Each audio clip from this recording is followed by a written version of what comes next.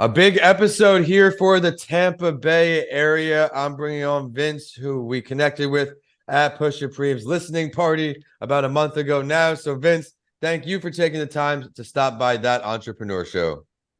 Bro, I appreciate it, Vince. It's crazy because we both got the same names. It's going to be a good show. After we started chatting a little bit about what he does, I realized all the value he can bring onto this show. He's now extending his brand into different areas, but he does focus on music. And depending on who you ask, you might get a different answer on who he is. To some, he's a great role model, and for some, gets looked up to for the adversity he's had to overcome. Others, though, will look at him as an artist and businessman who can motivate people through his story and music to want to go up against their biggest challenge and punch it right in the face.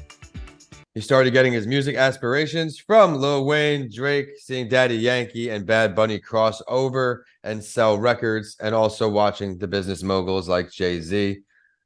When he first wanted to become an artist, record labels passed up on him, which led him to becoming an entrepreneur, starting his own label, Youngest in the Yacht Club. This platform has now, as I mentioned, grown into more than just music. It's a full-blown multimedia outlet with a podcast, record label, and events company, helping other high-caliber industry professionals get connected with ambitious artists and entrepreneurs with the same mindset. So stick around to later in the show when we find out how to get in touch with Vince. But if it is your first time tuning in, this is That Entrepreneur Show. Grateful for it now being a top 1.5% global show. So thank everyone who's tuning in from all around the world. And thank you, today's guest, for taking the time once again to sit with us. Vince, you ready to rock and roll?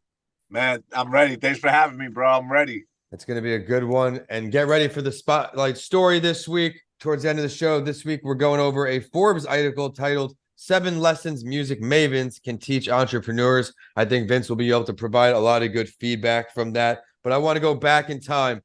We mentioned here where your music inspiration came from. Lil Wayne, who me growing up at that time period, he was a big part of those years for me as well. When did you first start to take music seriously? I would say about 2007, 2008. That was a time for me where that was the first time I ever walked into a studio. First time. I would say that you don't have to be great to start, but you have to start to be great. And that's that moment right there. And it was the turning point. It seems like you got in that mindset where, all right, let's get this thing going.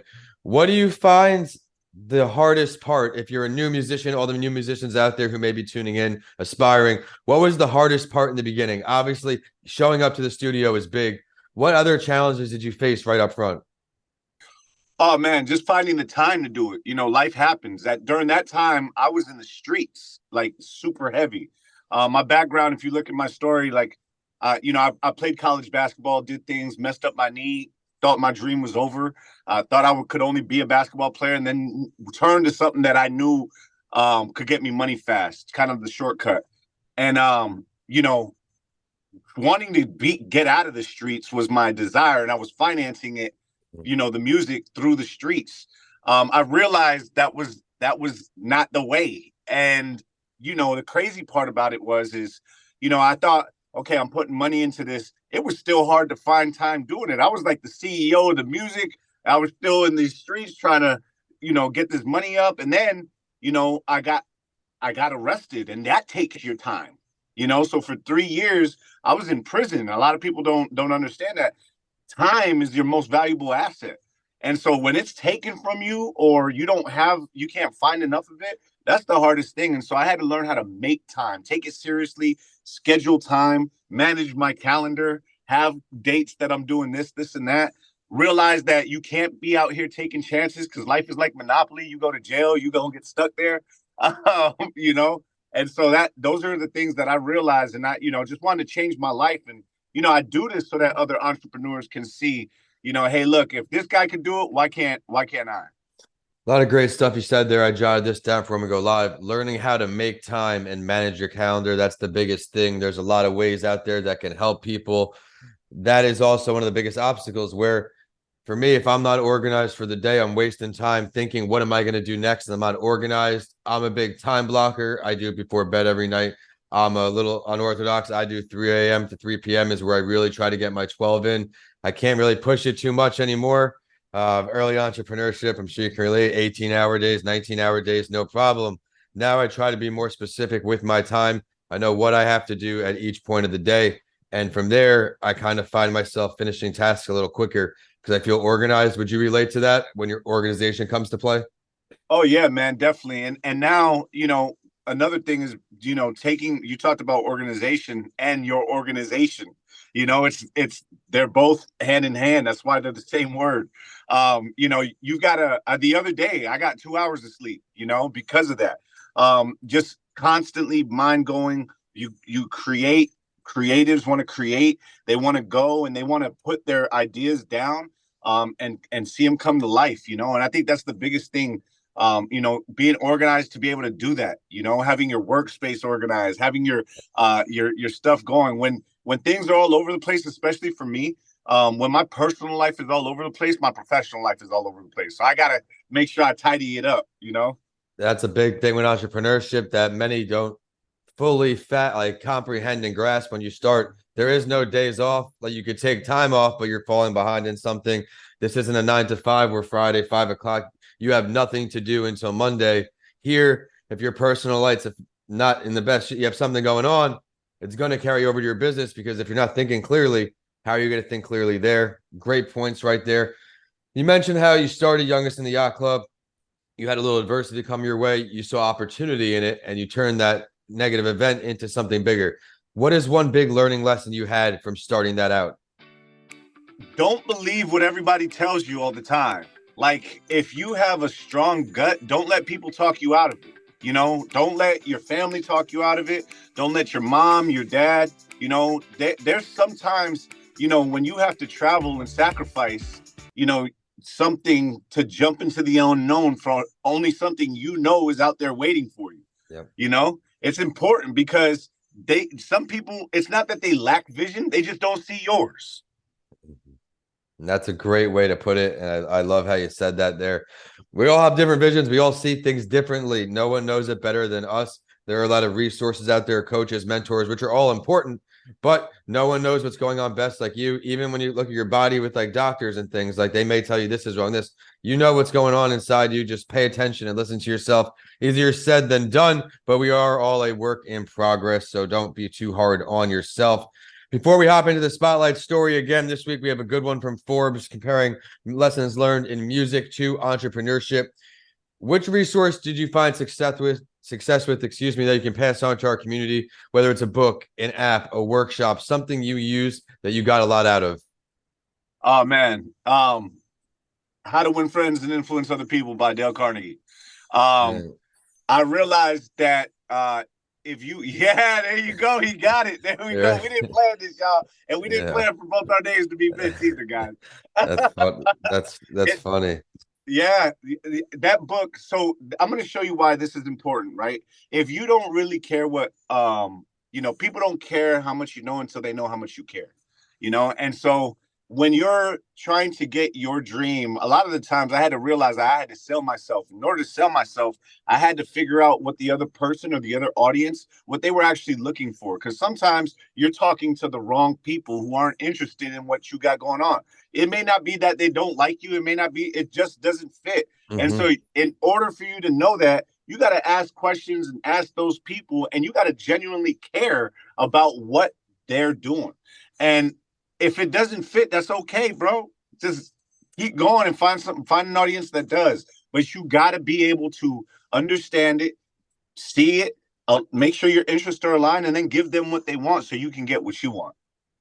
I love that. Taking the time to do your due diligence. Can't be rushing things in entrepreneurship. It's easy in the beginning because you're so hungry. You don't want to miss a sale. You don't want anything to go wrong. But now you have to get more strategic as you get bigger. I think that is a great point right there. And now I think it's a great time to hop into this week's spotlight story. It's been a lights out show so far, so I expect no difference on the spotlight story. And now this week, we got a great one from Forbes. And I think with Vince's experience in entrepreneurship, in music specifically, there'll be a lot of good tie over here. So everyone scroll down in the show description. Let's get started. Entrepreneurs can learn a ton from musicians, and now musicians are learning to tap into their skills to become better entrepreneurs. This message in this article is from Panos Peye, who is heading up the newly created Berkeley Institute for Creative Entrepreneurship. This is an initiative from the world-famed Berklee College of Music, and the interview goes like this. The 7 lessons are: good listeners, connect with your audience. Failure is a daily routine. It's called practice, and I think that's amazing. Improvise, innovate, storytelling, and embrace the struggle. I'm going to hop into a few and then bring back on Vince. Connect with your audience. The best musicians co-create with their audience. This is a shared experience. They know this is a shared experience. They create opportunities to wow their audience, and their audience's passion for their music drives them to be ever better creators and performers. The lean startup culture understands this mindset. They embrace co-creating with their audience till they find the right product or service. Then they zero in on improving that work. Of course, I have to touch on failure is a daily routine. It's called practice. And this couldn't be more true. They emerge by refining their raw talent through grinding practice. Day in and day out, they commit to work through new ideas and arrangements. Entrepreneurship calls for the same daily grind to get it right. Only then can great ideas turn into great performances. And the last one I'm going to touch on is storytelling, because I think that's huge as a speaker in general, and musicians makes everything better. Just think about your experiences at movies, shops, and even while playing video games. Music is a part and parcel of the storytelling process. As an entrepreneur, you must master the art of storytelling. You need to paint a compelling and vivid picture to investors, potential clients, and employees to get their commitment and buy-in. Even when you're doing your elevator pitch, if someone asks what you do and someone isn't all organized and they have this essay they're saying, like, no, we need to know right to the point. A lot of great stuff here, Vince. What are some things that stuck out to you? Oh man, refining your skills through time and practice. Every overnight success is 10 years in the making, you know? There's time, like I said, a lot of people would say that I started taking music seriously in 2020.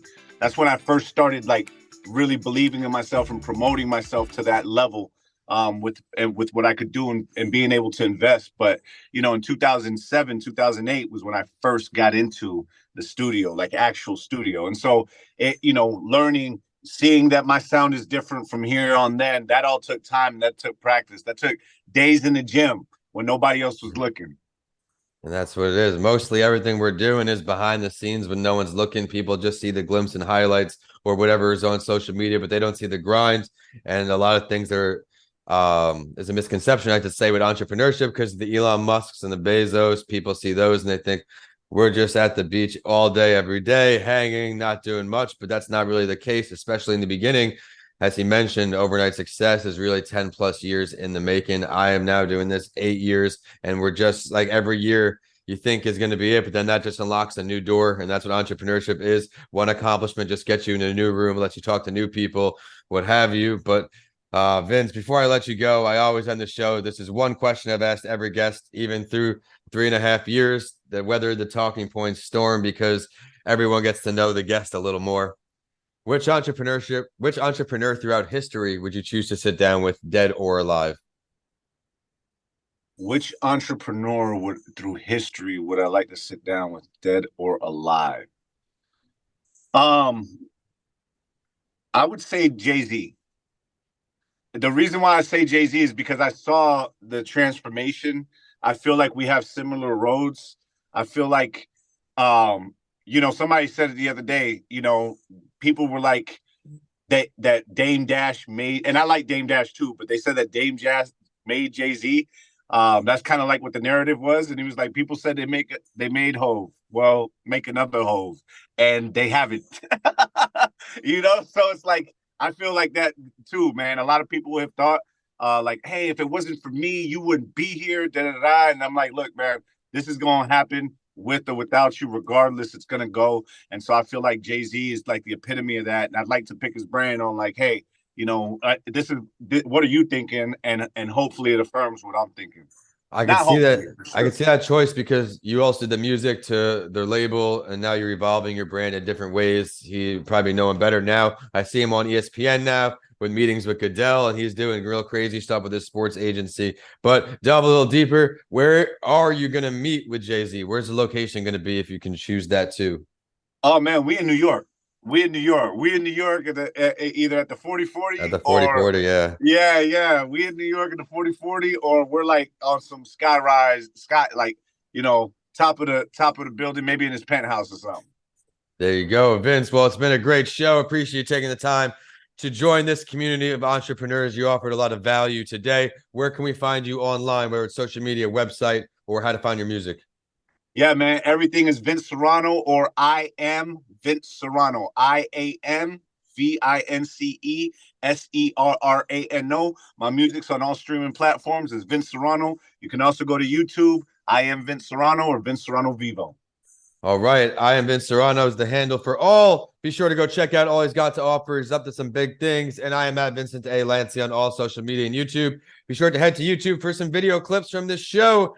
And now the show is on Facebook and LinkedIn at That Entrepreneur Show. But until next week, we're signing off this week. Both of us here in Tampa. Vince, see you soon, man. Be good, bro.